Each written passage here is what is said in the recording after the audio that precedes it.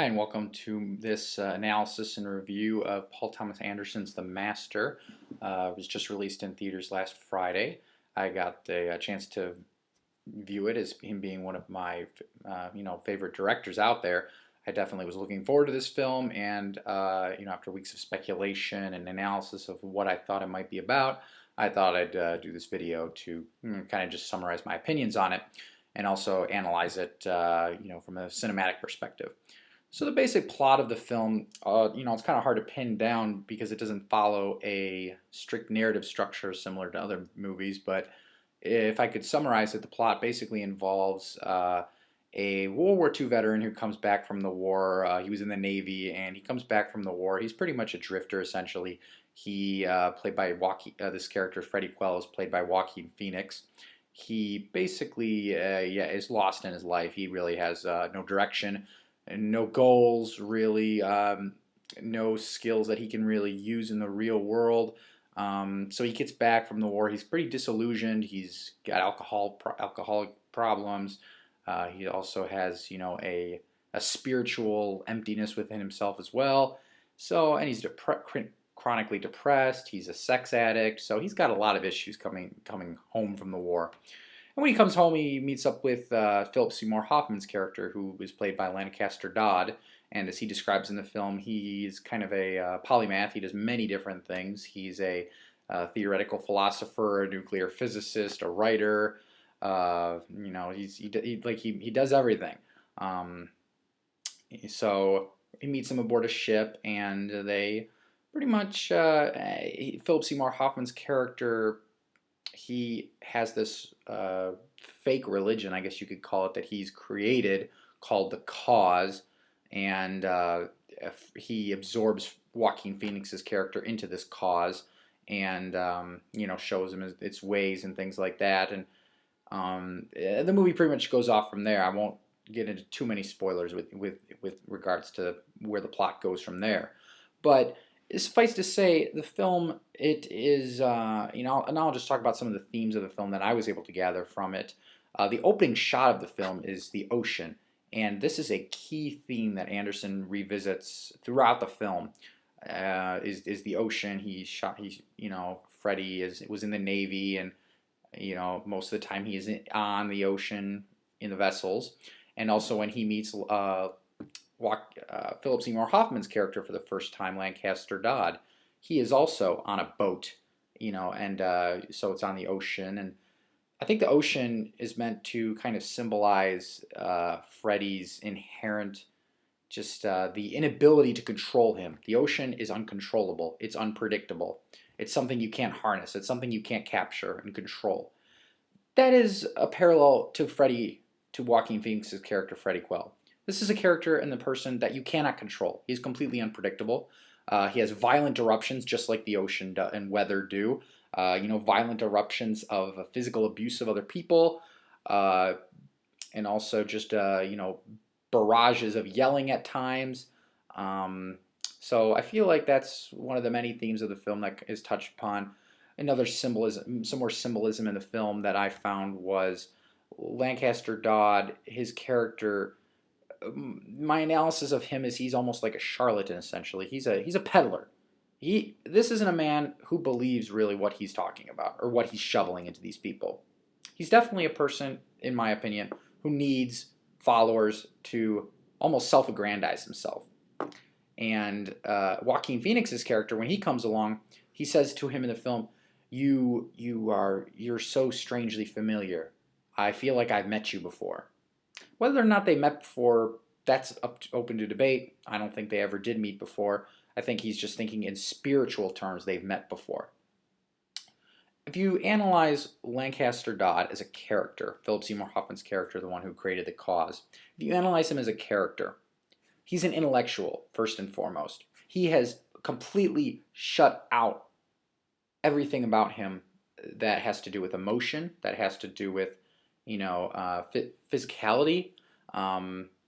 He's basically shut out all of his urges, his human urges, and he's embraced this intellectual drive to lead this fake religious movement that he's created, essentially.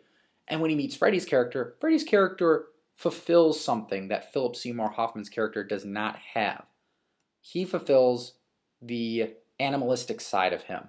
One of the other reoccurring themes in the film that I found was part of this fake religion that he's created is he says, like, man is not an animal.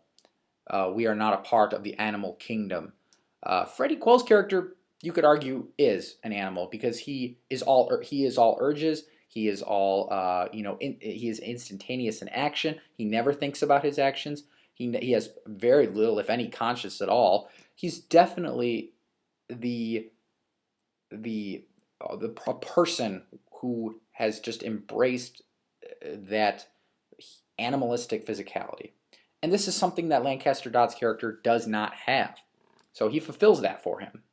And at the same time, on the other, flipping it around, Lancaster Dodd's character provides Joaquin Phoenix's character with something that he's missing, which is a direction in life. He's missing that. He has no direction in life. He really doesn't ever think. When people ask him questions throughout the movie, he's always just like, I don't know, sure, yes. He's not thinking. He doesn't care. He is definitely driven. He's not driven by answers or questions about the larger things in life. He's driven purely by instinct and purely by his hierarchy of needs, which basically equates to drinking, sex, and just I guess companionship, you could say. Now, there's a lot of other backstory of how Joaquin Phoenix's character got into the situation that he's in. I won't go into that too much, but he did suffer like a traumatic loss earlier in his life, and that probably started him down this road of to hell, essentially. So my analysis of the overall meaning of this film, which was hard to pin down because ultimately the film, a lot of people say it doesn't have any. They can't find meaning to it. It's like you're reaching for something and you can't grasp it because there's nothing substantive there to grasp. I fundamentally disagree with this theory of the film. There is a lot to grasp with it. One could argue that this film is essentially Paul Thomas Anderson's way of saying the American ideal and the American dream is dead. You can't achieve it at all. Freddie comes home from the war, and despite the abundance of opportunities that are supposed to be available, which he was promised before he went out to war, when he comes back, what opportunities? He doesn't really find anything that he's good at. He doesn't find anything that he can settle into, partially because of his own emotional problems, but also because he doesn't fit into the society of post-war America. So, he takes his bout as a photographer, as a farmer. He doesn't succeed really well at either of those. And then he runs into Lancaster Dodd. Another meaning of the film that I would take away from it is, do we really need a mentor in our lives? Is that really necessary? Because you could argue that Philip Seymour Hoffman, well, he may have had somewhat positive, he might have had a positive influence on Joaquin Phoenix's character. At the same time, you could argue he didn't because he might not even believe this religion that he's peddling to these people. It's simply motivated by self-interest, this whole cause that he's created. So that raises the bigger question: do we really need a mentor in our lives? How much can they actually help us? And another meaning that I got from the film kind of is a lot of people say this is another example of Paul Thomas Anderson doing a father-son relationship character study. I did not see Freddie and Lancaster Dodd, Joaquin Phoenix and Philip Seymour Hoffman. I did not see these two characters in a father-son relationship. That didn't strike me as that. I saw this as two men who both are eerily similar to each other. They each shut out just one component that the other one fulfills. And they're really not that different from each other at all, because Lancaster Dodd, while he seems to have shut out emotion and he seems to be driven purely by an intellectual drive in his life, he has some dark tendencies as well that he hides from society, that the only people that see are his wife. And these dark tendencies, they do erupt on occasion. He will, whenever anybody attacks his faith, and keeps pressing him and asking questions about it, he just blows up at them.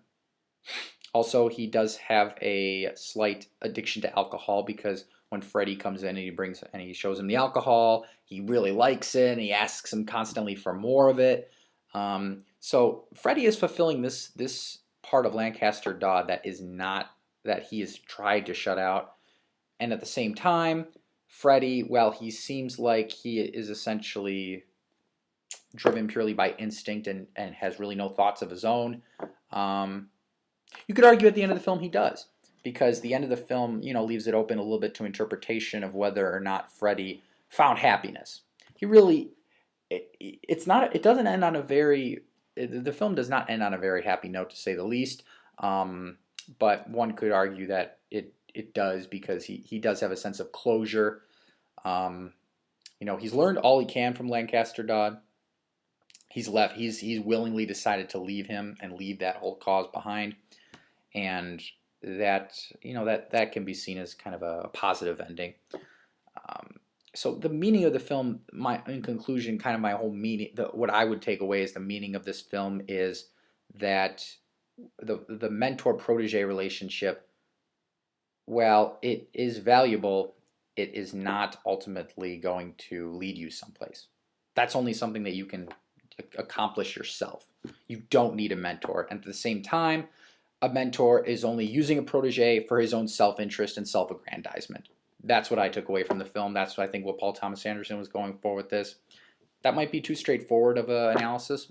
There might be some kind of deeper hidden meaning that I'm sure I'll find with repeated viewings. I've only seen the film once, so this is kind of just my first instant reaction to it after thinking about it for a few days. But and then overall, technically, I'll just touch on, technically the film was shot in 70 millimeters. It was the first film that was shot in that since Kenneth Branagh's Hamlet back in the early 90s. And I feel like that was a great choice by Anderson, because the film definitely has this epic scope to it that a lot of films today are missing. And, especially with the close-ups and the wide-angle lenses on the faces of each of these characters, it's great for witnessing their emotion and witnessing just what these actors are really able to do when they're given a really good script and they're given, a director that can guide them and just let them do what they're trained and what their profession is give really great performances. The performances of the film are definitely this film's biggest strength. Joaquin Phoenix delivers an Oscar-worthy performance without a doubt as this, troubled World War II veteran. And then Philip Seymour Hoffman, well, his character doesn't have the same intensity as Joaquin Phoenix, and definitely doesn't have as much screen time as Joaquin Phoenix's character. He's equally as fascinating, if not more so, because it's more of a restrained performance. It's also a performance where you can see that he's struggling with his own demons at the same time that he's trying to hide this from society. And the only person really that is of witness is his wife, who is played by Amy Adams. And this is definitely a character I've never seen Amy Adams play before, where she's playing like she's pretty terrifying in her own right, especially in one scene. I'm not going to discuss it, but it's just with her and Philip Seymour Hoffman's character. It's a really just it's just a scene where both of them are not in front of anybody. They're all alone, and you see really who these two people are, which is it's very disturbing. So overall, I would say, the performances in the film, the cinematography, the craftsmanship that's went into the film, these are the film's biggest strengths. It's definitely going to be up for a lot of Academy Awards, I would imagine, in most of these categories, like art direction, cinematography, costume design.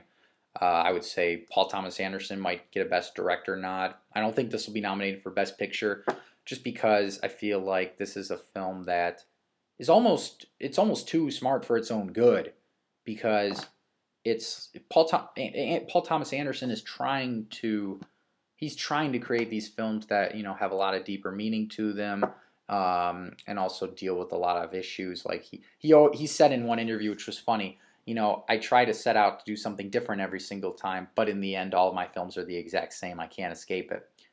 And that's an interesting point. It's very, very difficult for artists today, even when you're working as outside of the influence of the studio system, as Paul Thomas Anderson is. it's very difficult for an artist to not repeat himself. I think Paul Thomas Anderson has done a great job of not repeating himself, though. Each film, while there are similarities in terms of he analyzes the themes of a father-son relationship, or a mentor-protege relationship. For example, in There Will Be Blood, we've got the relationship between Daniel Plainview and Eli.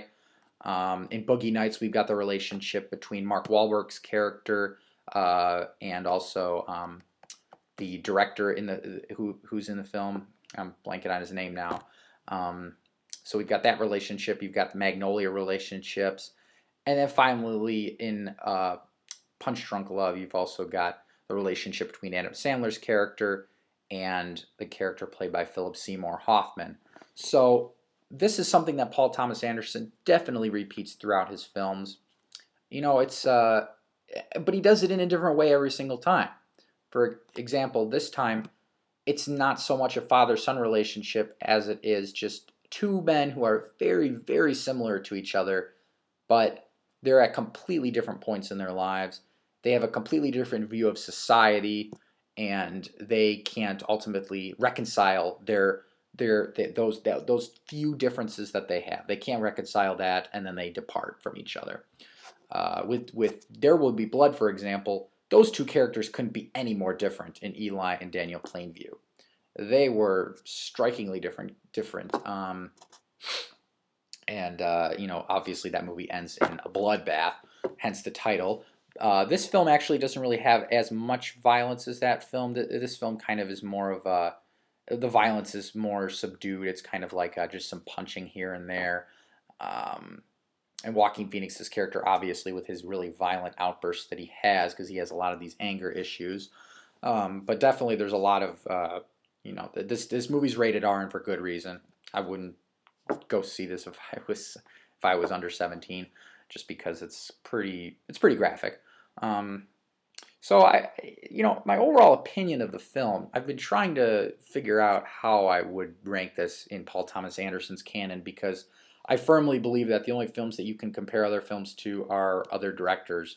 All of it a single director's film. So I feel it's only fair to compare a Paul Thomas Anderson film to another Paul Thomas Anderson film. I can't go and compare it to like a Christopher Nolan film or a Robert Altman film. I can't compare that to that because they're two different artists. So if I was putting it, like ranking it, just after a first viewing, again, this will probably change after multiple viewings, but after the first viewing, I would probably rank it somewhere kind of in the middle of his canon. I still would put There Will Be Blood as Paul Thomas Anderson's best film. Cinematically, it definitely struck a different chord with me than any one of his other films, and how he was able to make such an unsympathetic character as Daniel Plainview just fascinating to watch, and you kind of root for him a little bit at the end there, even though he's definitely a terrible person. So I would put There Will Be Blood first. I would probably put Boogie Nights second, and then I would put this third, and then I would put Punch Drunk Love and Magnolia. If I was ranking his films, that's about what I would do right now. Magnolia is last. It's still a good film, but solely because of the ending. The ending, I feel, of Magnolia is just a muddled mess. People look for deeper meaning. I don't see it even after multiple viewings. And then Punch Drunk Love was just too short. It's only an hour and a half long. Wasn't long enough for. I just felt like for Paul Thomas Anderson, it was just too short. I wanted to see more of that world. This movie clocks in about 2 hours and 10 minutes, give or take, which is probably just about fine. Maybe I would have liked to have seen a few minutes trimmed here or there, because the pacing does get a little slow, a little bit in the second half of the film. But the ending of this film actually is still kind of lost to me in terms of what he was going for with the ending of this film. I'm going to have to see it again. But so that's kind of my overall opinion of the film and how I would compare it with his other movies. It's definitely similar, though, because this is a film that explores similar themes to his other films, but at the same time presents them in a completely different way and takes place in a completely different time period from all of his other films, post-war America in the late 40s and early 50s.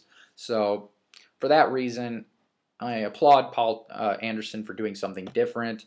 The performances were great. Definitely the highlight of the film were the performances. The story and the script I felt were very good. It could have been better. But I'm not going to complain too much, because anytime you can get a film that is where it's clearly a director's vision, and he went with that vision, and he didn't kowtow to the Hollywood studio system. That's great whenever that can happen, because we need more of these kind of films. And I urge people to go see this film, because it's a great analysis of just the American experience. This film could only take place in America, because these issues were solely focused in America post World War II. And a lot of people say that this film is just was like a Scientology ripoff, or just an analysis of that, and it's really not. The Scientology parallels are there, but this film just uses that as just a backdrop.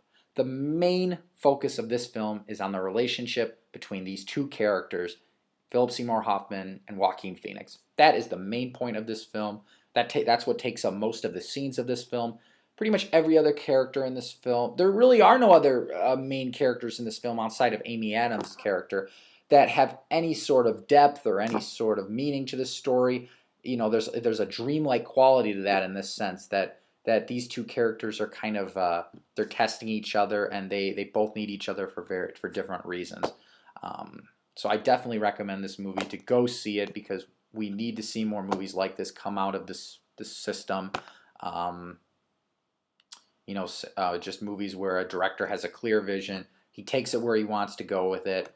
He or she takes it where they want to go with it. And great art is always going to be, it's going to be divisive, and it's going to be controversial, because otherwise it wouldn't be great art. It would just be something that would fade away, essentially. There are countless movies throughout history, and not just movies, but all other forms of art, that have just faded away because they're not controversial. They didn't spark something in people that have people debating. When people are arguing about the meaning of something, that keeps it alive, that keeps it flourishing. And each one of his films are definitely going to last throughout the years.